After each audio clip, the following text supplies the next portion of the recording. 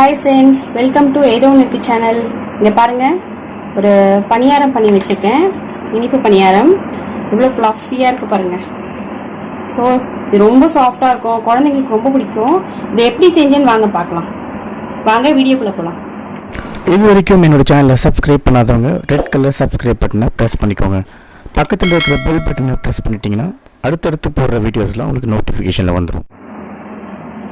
ஒரு mixie jar எடுத்துக்கோங்க. அதில் ஒரு வாழைப்பழம், ஒரு 50 கிராம் வெல்லம்,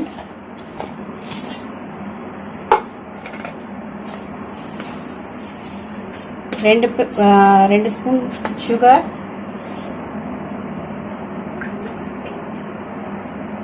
ஒரு 3 ஏலக்காய், கொஞ்சமாக தண்ணி விட்டு இப்போ இதை அரைச்சிட்டு வந்துடலாம். இப்போ ஒரு பாத்திரத்தில் 1 கப் கோதுமை மாவு, கொஞ்சமாக உப்பு. எந்த ஸ்வீட் பண்ணாலும் கொஞ்சம் உப்பு சேர்த்துட்டா அந்த ஸ்வீட்டை கொஞ்சம் எடுத்து காட்டும். இப்போ நம்ம அரைச்ச வாழைப்பழம், வெல்லம் எல்லாம் அந்த மிக்சிங் இதில் சேர்த்துடலாம். இப்போ இதை நல்லா கலந்துக்கோங்க.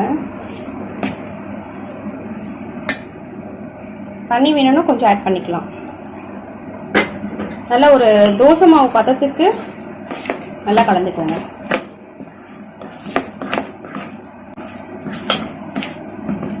இந்த டிஷ் குழந்தைங்களுக்கு ரொம்ப பிடிக்கும்.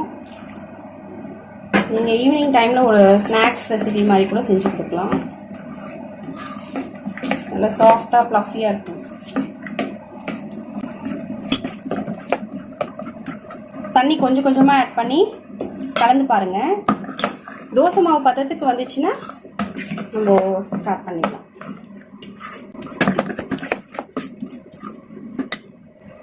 இன்னும் கொஞ்சமாக தண்ணி விட்டுக்கலாம்.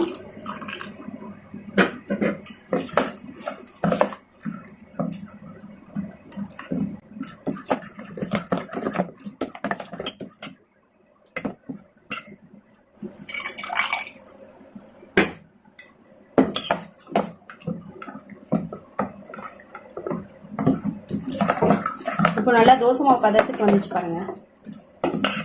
இப்படி எடுத்து ஊற்றுனா நல்லா ஃப்ளோவாக போகணும்.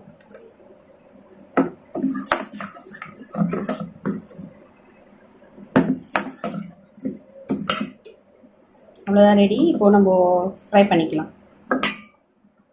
அடுப்பை பற்ற வச்சுக்கலாம். ஃப்ரை பண்ணி எடுக்கிறதுக்கான தேவையான அளவு ஆயில்,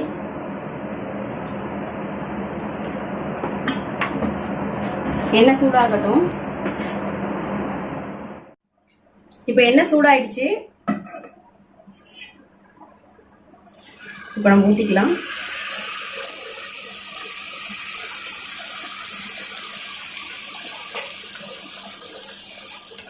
உடனே திருப்பி விடக்கூடாது, உடஞ்சிரும்.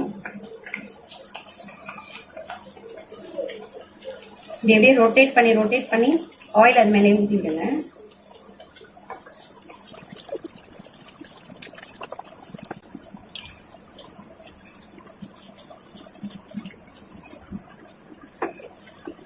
இப்போ அப்படியே திருப்பி வெட்டிக்கலாம்.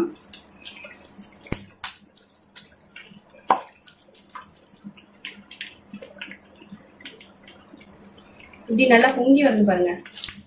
இந்த வாழைப்பழம் போட்டதுனால நல்லா இந்த மாதிரி புஷ்ஷுன்னு வரும். இப்போ சாஃப்டாக இருக்கும் உள்ள. இப்போ இதை எடுத்துடலாம்.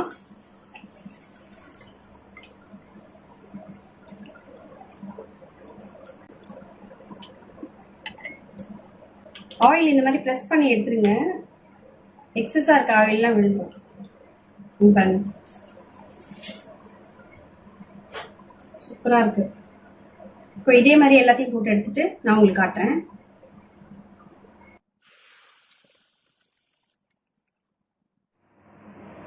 இப்போ நான் பண்ண டைப்லேயும் பண்ணலாம். இப்போ நான் குழி பணியாரம் கல்லுலேயே நான் பண்ணி காட்டுறேன். ரொம்ப ஆயிலாக இருக்குது, அதில் சாப்பிட முடியாது பெரியவங்கலாம் அப்படின்னா நீங்கள் இந்த மாதிரி குழிக்கல்லில் ஊற்றி சாப்பிடலாம். இது எண்ணெய் கொஞ்சம் கம்மியாக தான் எடுக்கும். இப்போ நான் இதில் ஊற்றி காட்டுறேன். நீங்கள் சேம் இதே மாவையே வச்சு நம்ம இந்த கல்லுலேயும் பண்ணலாம். கொஞ்சமாக ஆயில் ஊற்றிக்கிறேன்.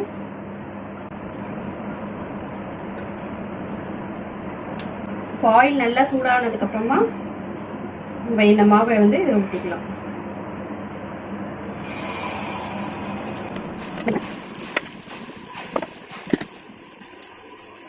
உங்களோட இஷ்டம்தான். நீங்கள் ஆயிலில் போட்டு ஃப்ரை பண்ணாலும் உங்களுக்கு பிடிக்கும் அப்படின்னா அந்த மாதிரியும் பண்ணலாம். இல்லை இந்த மாதிரி பண்ணணும், ஆயில் வேண்டாம் அப்படின்னு நினைக்கிற போது இந்த மாதிரியும் நீங்கள் பண்ணலாம். ரெண்டுத்துக்குமே ஒரே மாதிரி மாவு தான். இப்போ ஒன் சைடு நல்லா வெந்ததுக்கு அப்புறமா இந்த மாதிரி திருப்பி விட்டுக்கோங்க.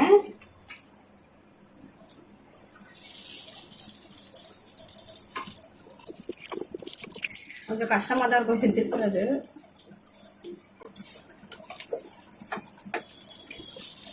இந்த மாதிரி 2 ஸ்பூனு ஏதாவது வச்சு திருப்பி விட்டுக்கோங்க.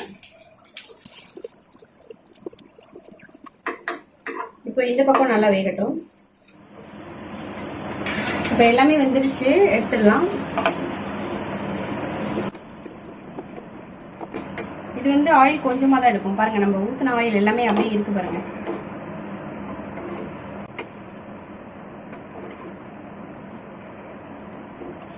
ஆயில் வேணா நீங்க நெய்யில கூட பொரிச்சுக்கலாம், இதை ஃப்ரை பண்ணிக்கலாம். அவ்வளோதான் ஃப்ரெண்ட்ஸ், இனிப்பு பணியாரம் ரெடி ஆயிடுச்சு. இங்கே பாருங்க, 2 விதமான பணியாரம் பண்ணியிருக்கேன். எவ்வளோ சாஃப்டாக இருக்குது பாருங்க, இவ்வளோ சாஃப்டாக இருக்குது பாருங்க, ரொம்ப ஹார்டாக கூட இல்லை.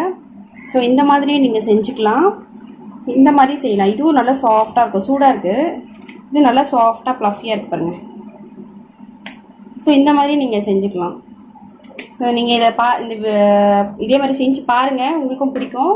உங்களுக்கு பிடிச்சிருந்தா லைக் பண்ணுங்கள், ஷேர் பண்ணுங்கள், மறக்காமல் சப்ஸ்கிரைப் பண்ணுங்கள். தேங்க்யூ.